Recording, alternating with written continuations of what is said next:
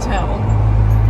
So my friend sent me a message. She sent me like this voice message, and it said, basically she's saying, I'm really looking forward to going, yada yada yada. And then she said in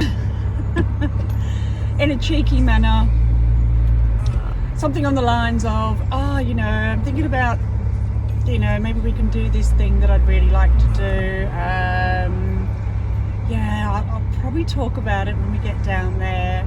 It doesn't matter if you don't want to, that's fine, but it's something I'd really like to do in Glastonbury. And had a bit of a giggle. And then said something like, you've got to bear with me, I'm not in the best shape at the moment. So of course, I've got a very anxious mind. And I've gone straight to, great, she wants to do acid or she wants to do mushrooms. Yeah, I ain't going there. I ain't doing mushrooms, not doing acid. What happens if she wants to do it and I don't want to do it, and I'm going to have to then look after her? Oh my God, why have I decided to go to Glastonbury? This is the worst weekend ever, blah, blah, blah, blah, blah, right? Then I thought, actually, it may not even be that. Okay, Christine, you've gone a bit too far with your paranoia. She probably just wants to jump in the White Spring. It's something that we do. You hop into the White Spring and you go in naked, and it's the womb of the Mother Earth. I can do that. I usually do it anyway when I go to Glastonbury, so I haven't done it for a while. I think this weekend is going to be really fun to do that with her. So I sent her a message, voice note, because that's how she kind of communicates. So I did the same. I said, hey, listen, looking forward to it today. I'm not sure what it is that you're wanting to do. However, I am intrigued, a little bit concerned. Just want to put it out there. I don't do mushrooms. I don't do acid, So she replies with another voicemail. Hey, I don't do mushrooms and I don't do acid either. I thought, well, that's good. She goes, I might do a little bit of weed every now and then. I went, yep, that's cool. She said, I want to go. I'd really like to go to Cheddar. I'm thinking, okay. She's, because I really love ploughman. I really love cheese. And she started giggling. And I thought, oh my God, is that it? She wants to go and have a ploughman's. She doesn't want to go and do mushrooms. She doesn't want to go and jump into some, into the well naked. And it's got nothing to do with any of that. I've got to admit, being anxious is a horrible thing. But bloody hell, it gives me some entertainment at times. Absolutely hilarious. She's laughing. She goes, oh my God, you're completely bonkers. So anyhow, on my way to Glastonbury, definitely not doing acid, definitely not doing mushrooms. And next time I'm going out for a ploughman's, and oddly enough, it's actually my favourite sandwich. So I'm looking forward to going to Cheddar and actually having a ploughman's lunch at some point. And I'll probably jump in the spring naked as well, because, that's what us witches do.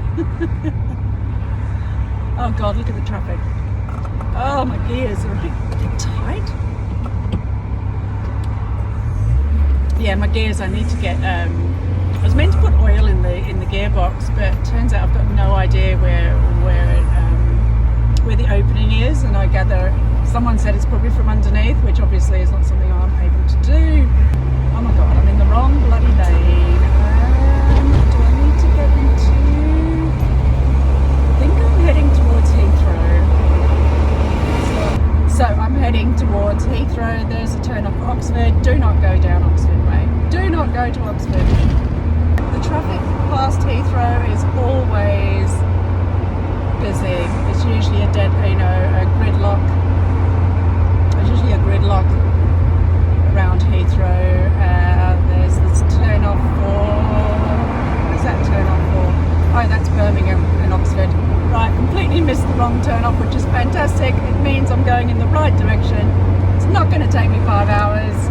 Cross fingers. Not going to take me 5 hours because I'm going the usual way towards, I think it's towards Bristol. I don't know, gosh, you'd think I'd know by now. All I know is that I go past Stonehenge. And as long as I go past Stonehenge, I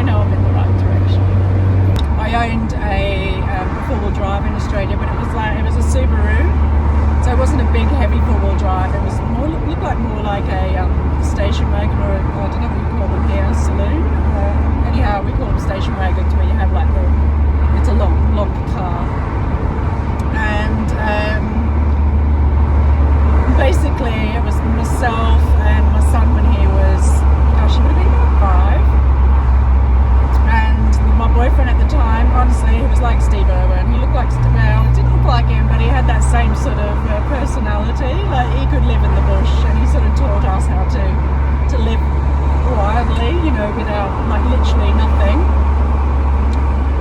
We decided to go to Fraser Island, and where you would drive, your four-wheel drive along the beach, and it's the most amazing experience. And what I love is the road rules, like everyone stays to the left, and when you pass someone, you put your indicator on to show them what side you're staying on, so that they will, you wouldn't have a crash. But what I did see was, the heavier four-wheel drives, like the Land Rovers, getting stuck in the sand. And when the king tide comes, then they literally get washed out into the ocean. It's so brutal. Like, you're stuck there, and if you got nobody to come and take you out, you got no chance in hell to get your car out. And I was quite lucky because mine looked like it was a car that had four-wheel drive, basically. It wasn't very heavy.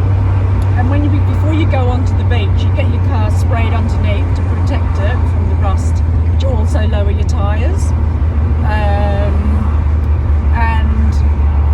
So actually I don't even know why. Whoever at the time did it all for me. I guess it's because you get more traction, you get more surface area of your tyres onto the sand. Here we are, we're at Heathrow, going past Heathrow now, and it's gridlock. What was I saying? Oh yeah, so we did that, and but yeah, seeing these four-wheel drives, like getting stuck, and literally no one can pull them out the sand. And when you're driving onto the beach, when you're getting onto the beach, you go through all the little, through the bush, whatever, and then you have all the soft sand. Like, that's where you're going to get stuck, right? The soft sand. And until you get down to the hard bit where it's wet, you literally have to put your foot down and just go for it. And then there's already a track that other cars have made, but after a while they sort of go. So what my boyfriend would do, he'd say, right, well, we're not going to go along the tracks. I don't know why, but he used to go like on the side of the tracks, which was actually where the soft sand was. But he'd put his foot down. It was my car, but he drove it onto the beach, and then I would take over, fly down along this, and just pray that you don't get stuck in the sand. It's crazy. When I look back now, God, I did some stupid things. What am I doing? Try and put into fifth, and I keep putting into third. Seriously. Gosh, I did some stupid things back then. One time we went up, it was Rainbow Beach. It's called Rainbow Beach in Queensland because of all the rainbow coloured sands on the hills. It's so beautiful. And we decided just to go for a weekend. So, and it was a really big shipwreck there. And so we decided to park up against the shipwreck and go inside the shipwreck and sort of just sit in there. Not realising that's right, we went back up into town and we decided we were going to camp there. So there was myself and him and our two kids. We had a daughter and I had my son. We decided to go and we went and got some aluminium foil, we got some potatoes. What else did we get? I think we got some salt, and we got some ice lollies or paddle pot sticks for any Australians that are watching. And when we finished eating, we kept the stick. And the reason why we did that was that we decided to go fishing in the ocean next to the wreck. It was like this bit of a hill of sand, and we parked the car on that. Little did we know there was a king tide. So basically what happened was the ocean came out. It came out so far, it came past us through the shipwreck. Hang on, am I going in the right direction? Yes. Went through the ship, it went through, and we had it was like we were on a little island.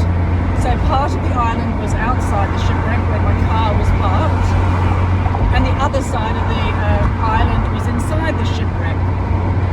And we're talking 4 meters long, probably 10 meters wide. It's not very big, right? We camped inside the shipwreck on this bit of sand.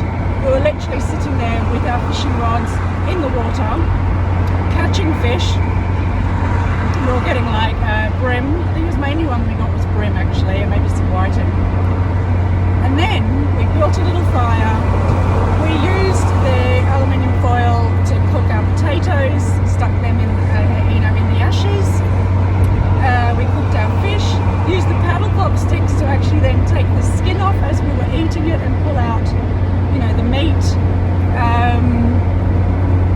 And that's what we did for the night. It was bloody freezing. Oh my God, it was so cold. I remember that. But I couldn't sleep because I kept thinking, oh my God, we're just literally going to get washed away. I mean, how stupid. But I felt safe because I was with a man who honestly was like, as I said, he was like Steve Irwin. You'd survive everywhere. We had nothing. We hadn't even planned to camp there. It was just a trip, and I do miss those days. I guess it's still in me. That's where I feel alive. I'm definitely connected with nature when you do things like that. I trained to be a ranger, a bush ranger. Be very good at it. Yeah. Right, I'm going to turn off for a while, and I'm going to finish drinking my coffee. I'm going to listen to some music. Whoop! I think I'm in the wrong lane. No one's hassling me, which is nice. I don't have anyone up my bum. Stevie has a little sticker on the back of it, and it's a snail.